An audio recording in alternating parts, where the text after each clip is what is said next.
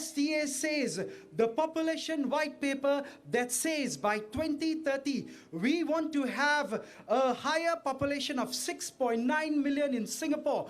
That is their goal, and SDA is very much against it on certain grounds. Number one, as he explained, our infrastructure may not be ready to take up this influx. Could it be possible that as we keep increasing, we are already having overcrowded MRT stations? Our bus interchanges are full. There is thank you, sir. Plus, everywhere you go, give yourselves a big hand, because this is our problems.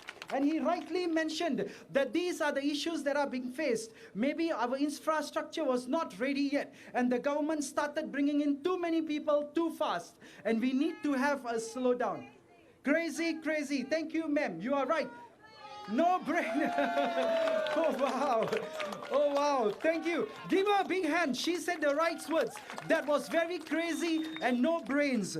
So SDA says we are very against the population white paper that is rushing to bring it up to 6.9. And I've been getting messages because we spoke about this at length in Pasir Ris Punggol GRC. But the government, if you notice, in the last few days, they have not been mentioning anything about this population white paper. There seems to be some radio silence from the outgoing government. Ladies and gentlemen, as we do the walkabouts, as we go to the coffee shops, as we knock on your houses, every Singaporean is crying about this population paper. You go to other rallies by other parties, they are also starting to talk about this. But the outgoing government has not mentioned anything in the last few days, and we wonder why.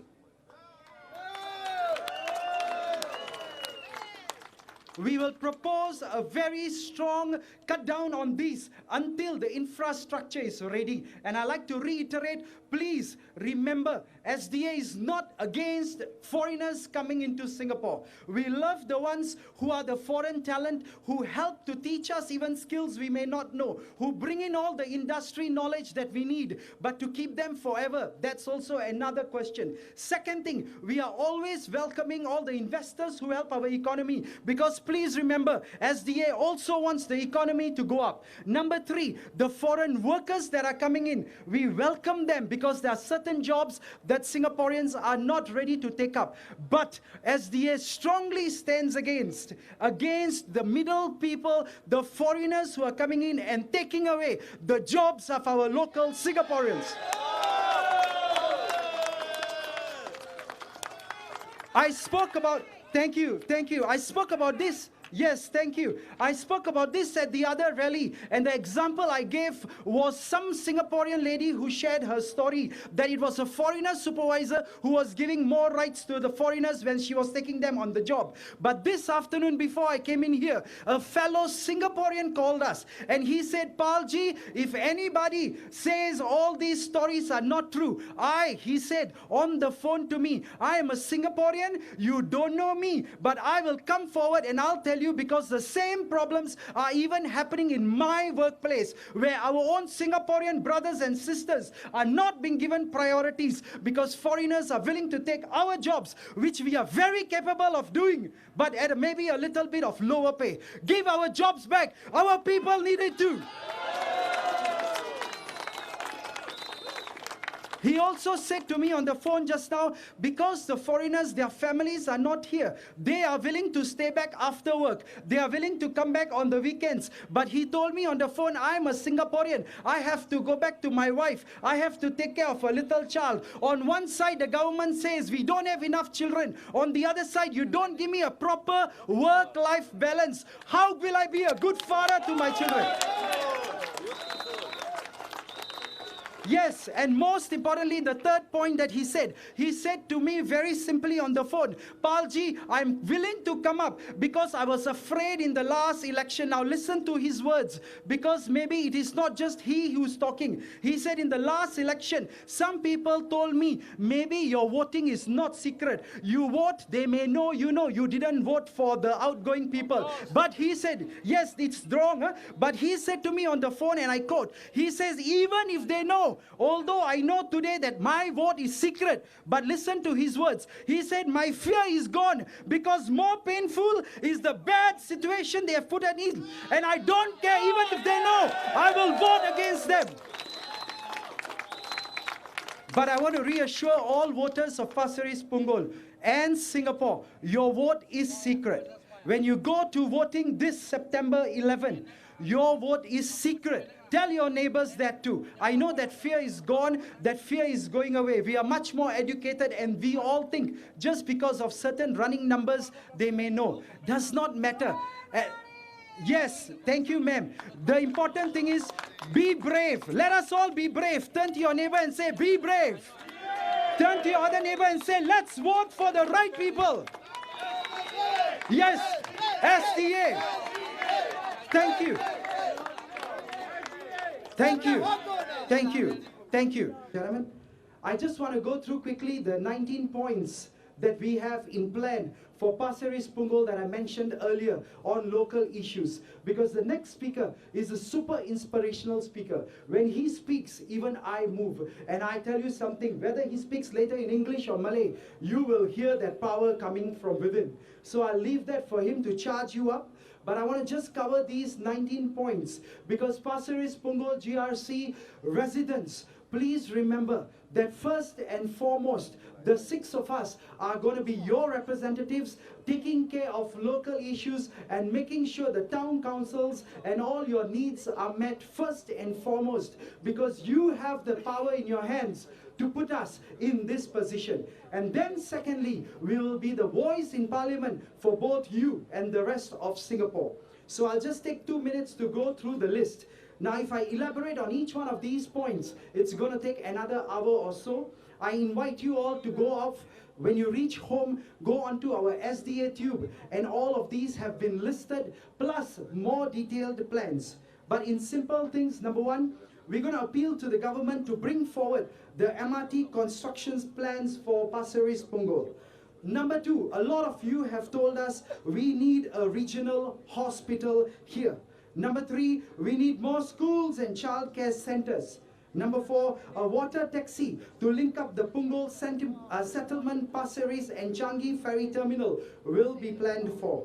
Number five, we are also planning for a link road between Pasir Ris and Punggol via the Lorong Harus. Number six, some of you have been asking for a LRT link between Pasir Ris and Punggol. Remember, I told you there are 42 proposals that came in, and we looked through the best 19 to see what we can put forward. Some of you have said we want to have fishing farms to operate floating seafood restaurants. Some of you want us to have town councils to provide for better services to the residents. And those of you who just joined us, I promise you and I reassure you, the town council in Pasir Ris Punggol will be an example for the next 5 years if you give us your mandate to run it, because he has 14 years of experience running it, and our shadow town council is already being trained for the big 1 year and more. Give yourselves a big hand for that. Next thing, there are many residents who say, I am ready to serve you and work within the town council and in this area should you be elected. Give me a job. Yes, we will give direct employment for all administration, conservancy, landscape and essential services. Residents will be given priority. First priority, residents of Pasir Ris Punggol to be employed by the town council if you are qualified for these positions. We will also start an employment and service matching program to make sure that no Singaporean PMT ever goes hungry. Give yourself a big hand too. Now, we are facing an aging population. I'll tell you something, every Singaporean has the ability to help your neighbors. So our proposal number 12 says we will start a special befriender program as a neighborhood watch, which will help to watch out not only for your brothers and sisters in Pasir Ris Punggol, but also at other environmental issues, safety issues, and defects within the estates. We will be always ready to serve you. But if you see something that can be improved, if you see something that is wrong in your areas, you are the first ones who are faced with those problems. Immediately give us a call, reach out to us, and we will run over as fast as we can to serve you. Say yes. Yes. Next, we also want to appoint every block, at least one block representative, because communication has to be two ways. There was an old generation where someone needed to stand up and tell them what to do and they followed. But today's society in Singapore, education level has gone up. Each and every one of you is empowered to think for yourself. Each and every one of you is smart enough to even be here. Each and every one of you can lead. And that's why we need one of you in every block to become that block representative, to be the voice within the block. And as you come together, we will also improve Pasir Ris Punggol. Say yes. Yes. But it is all not work, but it's also enjoyment. So every 2 weeks or so, we want happiness. Remember, we spoke about it earlier? So every bi-monthly, we will try and plan special parties which will bring the community together, which will bring us together, maybe even increase our national identity, maybe even give us a chance to talk to fellow neighbors and get together, feel the love, feel the passion for Pasir Ris Punggol. Every half a year, we also are going to have a constituency township meetings so that we are open, transparent, and totally accountable to all of you. Give yourself another big round for that.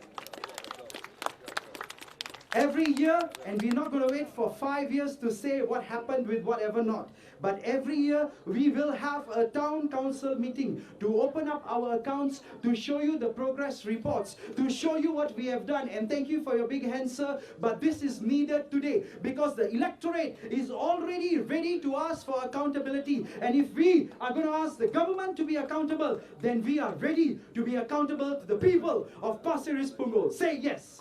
Yes.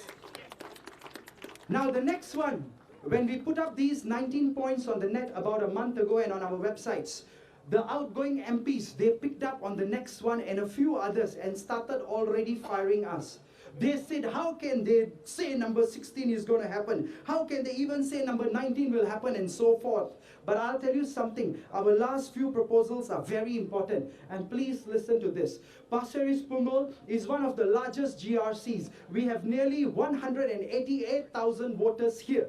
Every person, every family may have special problems that are unique to you. I shared with you the story of some of your neighbors who are frustrated because for so many years they have been going to the MPs who are outgoing MPs. They have pleaded, they have begged, letters were written, but nothing was done. And I quote to you, one of your neighbors gave us this recording because the MP came knocking on the door. He had a notice outside saying, you don't knock if you don't return my CPF at 55. Say wow. Wow.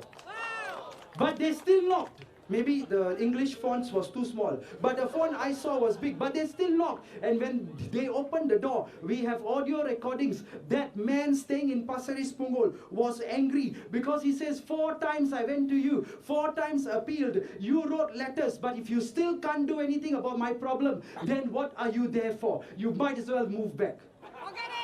This is your voice, people. So give us a chance, because what I'm going to say next is going to be very hard work on all 6 of us.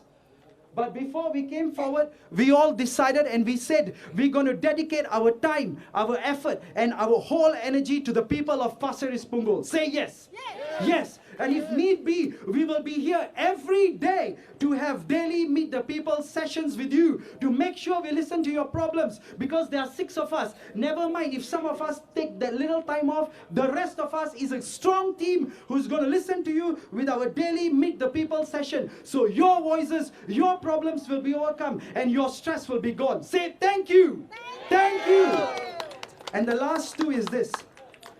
After the next speaker, I'll be giving you a letter of testimonial to back up what I'm going to say now, because it is all to do with his 14 years of experience in running a town council. And right now it has been made a big issue, so I have to bring it up again and again to take away that fear, if even little bit you have left. Because we promise you, as our number 18 proposal for Pasir Ris Punggol, that after the transfer of adequate surplus to the sinking fund, whatever balance we have will be given back to you, the people of Pasir Ris Punggol, as a rebate for your S&C charges. And that's the confidence we have in taking care of your money. Say yes. Yes. And last but not least, all this is a lot of things to be done. You know, when we put up these proposals a few weeks ago, Facebook is an open thing. They picked it up from my page, our pages, and they started rebutting this, especially the last one. But the last one we think is the most important. In today's generation, the people want a change. Say, yes, we want a change. Yes. Number two, the people, the electorates are smart enough, savvy enough to know that their members of parliament cannot be part-timers who got 20 other responsibilities and jobs, but need to be here all the time to listen to you. Say yes. Yes. And that's why the last proposal, which may be difficult, but we will do it for you, is that we promise to be full-time MPs, because politics is not a game. Politics is a serious matter. And if you think people can do 100 other things and still take care of their voters, then they are wrong. We promise to be full-time parliamentarian and also be ready for you all the time to take care of you. And we need to be there for you. Say yes. Yes. Thank you. Thank you. Oh, thank you for saying thank you. Give them a big applause. Give them a big round of applause. Thank you. And I end off with this before inviting the next speaker, that we can't do this alone. Ladies and gentlemen, the SDA was here in the year 2006. We were here back in 2011. And now we are back again in 2015. We have always been walking the grounds. We always have been here for you, and we know your pains. So the last request I have before I hand over to the next speaker is that in your hands lies the real power. If this September 11 you exercise that power and you give us your mandate, you put us in, we will do the best, if not beyond best, for all of you. Give yourselves a big round for that. Thank you.